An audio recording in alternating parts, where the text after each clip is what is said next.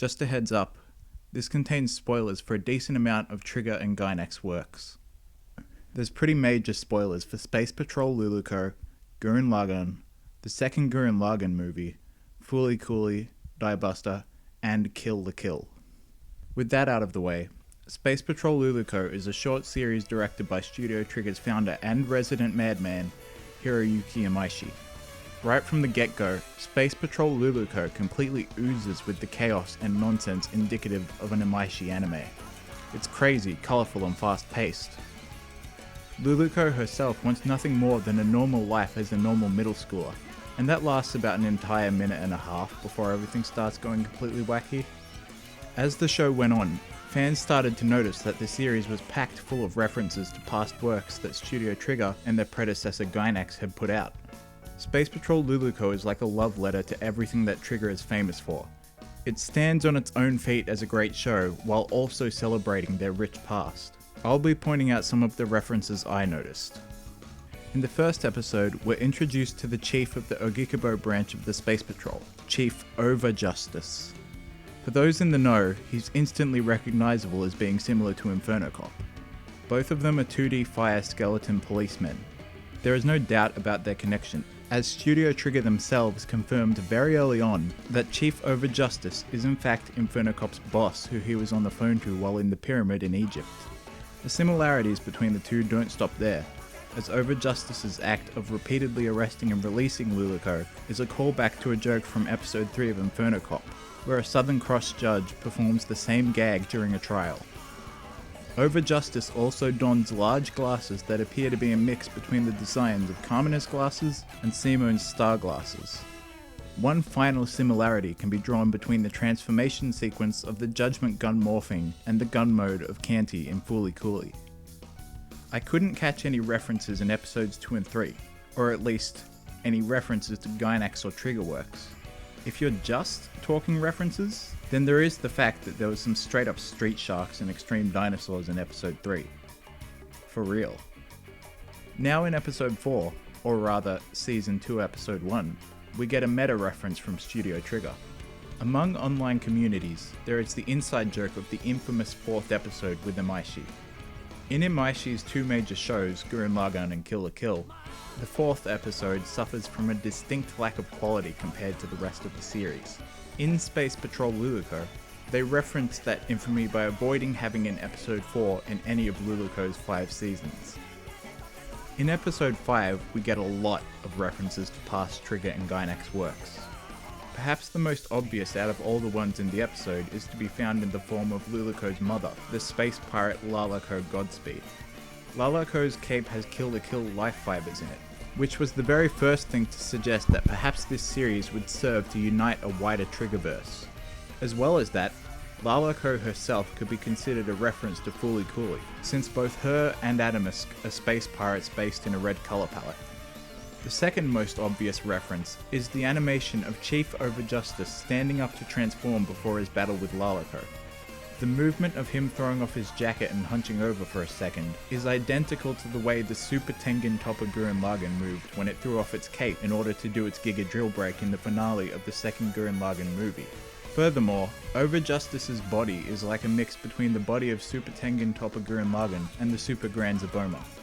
After revealing his Super Tengen Toppa mode, he transforms into a feeble-looking gun and uses a move called Fire from Fire, which could potentially be a reference to the naming scheme of the black flame called Dark and Dark, from another of Studio Trigger's anime titled When Supernatural Battles Became Commonplace. This doesn't faze Luluco, and while Overjustice recovers, she swoops in and kicks him away with a "Yeah!" referencing Ninja Slayer. Finally, Luluco's space pirate ship looks very similar to the Daiguren, down to the fact that both of them are red, both have similar arms, and both of them fly. In episode 6, they awaken Luluco's dad and he helps them. As his body was broken, he's nothing more than a talking head, similar to Lord Genome in the second half of Gurren Lagann. 5 minutes into the episode, during the scene where they use Midori's black hole app to try and shoplift Luluco's ship, the screen displays a type green warning, which is a reference to the blood type blue warning that denotes the angels in Evangelion. At one point in the episode, Luluco puffs up the feathers on her cape in a way reminiscent of both Satsuki and Ragyo from Kill la Kill. It was already established that Luluco had life fibers in her cape. The life fibers are an evil spacefaring species, and the Space Patrol deals with universal justice. Could it perhaps be that the Space Patrol would be interacting with the life fibers? The answer to that question is a glorious yes. Bam! There it is. At the end of the episode, we get teased super hard by being shown a planet that is undeniably covered in life fibers. Up until this point, the references were just that. They were simple nods to Trigger's backlog of work. But with this episode and the visit to Threadball planet KLKX while on the search for a Gikubo, they can no longer be classified as simply references. At this point, the existence of a wider Triggerverse is undeniably confirmed. It should be noted that as far as I can tell, this is a different planet from the one that Kill la Kill takes place on. The life fibers are a spacefaring species, so it makes sense too. Unlike Earth and Kill la Kill, planet KLKX has succumbed to the planetary cocoon sphere and been enslaved by the life fibers.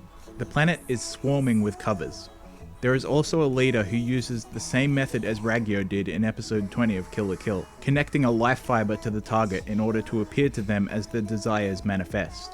In Kill la Kill, this mental manipulation showed Ryuko the vision of her as a bride, whereas in Space Patrol Luluco, the leader appears to Luluco as Nova. The name of this leader's alien race is even called a Kill la Killian. The Kill la Killian references Kill la Kill heavily. He radiates bright beams of golden light similar to Satsuki. He also begins his speech by saying, "Let me tell you 2 useful pieces of information," which is a reference to Sumigu in Kill la Kill, who in turn was referencing Viral from Gurren Lagann himself. The Kill la Killian also references the scissor blades, saying that the only way to cut life fibers is to cut them on both sides simultaneously with an ultra-hard scissor-like object. As if those weren't in your face enough, Kill la Kill's main hype track, Before My Body Is Dry, starts playing, and Kill la Kill's iconic red text pops up as well. During the battle, it features the traditionally drawn close-ups utilized in the final battle of Kill la Kill. In the end, Over-Justice uses his flames to light the life fibers on fire. But why did this work when regular flames didn't during Kill la Kill? Could it be because the chief is made of the same flame as Dark and Dark is? Who knows? It was probably just the magical power of Justice flames. At the end of the fight, the Kill la Killian is struck with the Seni Soshitsu, the same finishing move that Ryuko always uses in Kill la Kill. And then at the end, there's also these weird humanoid versions of Guts, but I have no clue what that's about and I'm not sure I really want to know either. Episode 8. I don't even know what to tell you on this one. They go travel to magic planet LWA Infinity in search of Ogikubo. Literally, they just go to the Lunar Nova Magical Academy. There's no subtlety here. It just straight up is Little Witch Academia. They even reuse some of the same shots. In the last episode, nobody from Kill la Kill actually appears and they don't even go to the same planet that Kill la Kill took place on. But in this episode, they go to the Lunar Nova Magical Academy and they even run into Sushi. We had Kill la Kill, we had Little Witch Academia. What crazy crossover are we gonna see this time?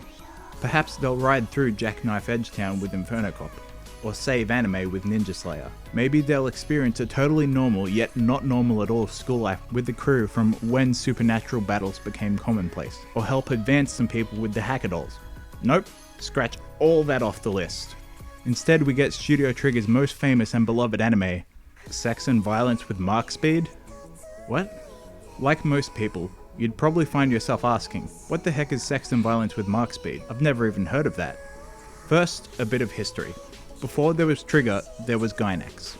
2 of the main names within Gainax were Crazy in a Fun Way Imaishi and Crazy in a Messed Up Way Anno. Hideaki Anno is most famous as the man behind Evangelion, and one of the original co-founders of Gainax.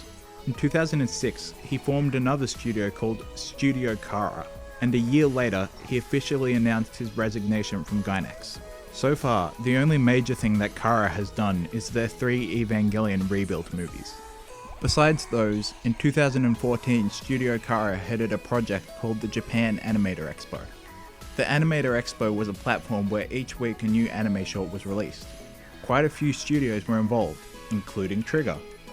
One of Trigger's shorts was called Sex and Violence with Mark Speed, and it was headed by Imaishi himself, no less. It was kind of like a more obscene version of Pantheon Stocking with Garter Belt, and that's the work they decided to cross over with here. There was comparatively less references in episode 10.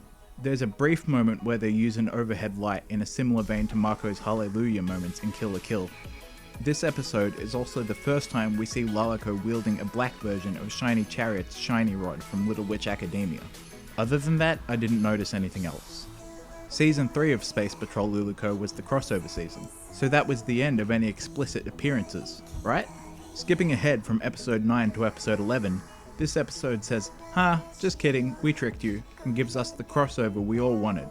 Luluco dies and goes to hell, and who did she run into in hell? Just a little somebody called Inferno Cop. He appears in all his 2D glory, although oddly his badge has a crack in it, and he's missing his gun. He mentions that he used to be with the Space Patrol, so I wonder if the reason for his model change is because he no longer works for them. He might just be chilling in hell with his Auntie Grenda.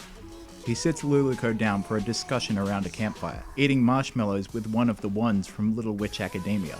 This could either be just a reference to Little Witch Academia, or it could be a reference to the fabled Little Witch Academia and Inferno Cop crossover short. Although at this point, I'm not sure that short actually exists. I think it's just an example of Trigger trolling their audiences, and people have latched onto it. Inferno Cop proceeds to give some legitimately serious advice to Luluco, and reassures her that he's only 21 years old, before sending her on her merry way back up towards life. The stairs that Luluco takes out of hell are the same stairs that Inferno Cop used to escape in episode 7 of his series. Episode 12. When Luluco connects to Luluco's space pirate ship, the dynamic sequence of zooming along the ship's hull is reminiscent of the shot used at the very beginning of Gurren Lagann, and then again in Parallel Works 8. Luluco is shown standing on the very front of the ship, doing her very own Gainax pose. This mimics the scene from episode 14 of Gurren Lagann, where the Gurren Lagann stands on the very tip of the flying Daiguren as they wage war against Teppelin. During the fight, Space Pirate Luluco uses the stolen shiny rod in the same manner that Akko does at the end of the first Little Witch Academia, transforming it into a magical bow to shoot an arrow of magical energy. After her emotion-filled charge, she finds Nova sitting atop a glowing piece of moon. The way Nova is sitting is similar to Kaoru in episode 24 of Evangelion. Once Nova awakens emotions and his shirt gets blown off defending Luluco from a laser, you can see that he has a Kisnaiva scar on the lower right of his back. As well as that, he also has a cross scar on his forehead similar to the villainous Southern Cross organization from Inferno Cop. At the very end of the episode, we see the Black Holian transforming into a bigger purple form, similar to the way that the Anti-Spiral transforms into the Super Grand Zaboma in the climax of the second Gurren Lagann movie. Now for the finale. Nova is seemingly killed, and Luluco snaps. When Luluco's hair changes, I thought it was going to be a reference to Diebuster when Nono activates her Buster Machine mode for the first time, but instead it became something even crazier. Right before Luluco fires Nova at the Black Holian, it shows the trigger on her Justice gun getting pulled. Interestingly enough, the trigger is the same one featured on the bottom of the two G's in Studio Trigger's logo. Now why would this be? It all comes full circle and Trigger goes crazy one last time. The reason that the trigger was the same one in the logo? Turns out that Luluco is one of the Trigger Girls. The Trigger Girls are a trio of mascot characters that were featured in some promo art that Trigger made for their 5th anniversary, but they'd never appeared anywhere and people had been wondering about them for a long time. Right before getting sucked into the wormhole, the Black Holian says, "There will be a second and third," before disappearing. I think this is their way of saying that the other two Trigger Girls will be getting their own series in the future as well. During the epilogue, it shows where all the characters end up. Luluco and her dad stay with the Space Patrol in their Ogikibo. Chief over Justice is promoted to CEO of the entire Space Patrol organization, also featuring a cameo from Ariel Suzuki, the Inferno Cop reporter. Luluco steals some Kisnaiva scars from a Gomerin, and Luluco herself becomes Miss Trigger, one of Trigger's 3 mysterious mascots. And then as a final bonus, Luluco high-fives Akko of Little Witch Academia, passing the torch from her and her show Space Patrol Luluco to Akko and her upcoming Little Witch Academia TV series. It's also worth noting that Luluco and Nova had a cameo in the Kisnaiva finale that aired the next day, which canon-wise would have occurred during the crossover season when they were jumping between planets. And so, that's it. Luluco was a great series that paid tribute to Studio Trigger's past, giving all their series the respect they deserve. I guess now there's only one thing left to say. See you next Trigger anime.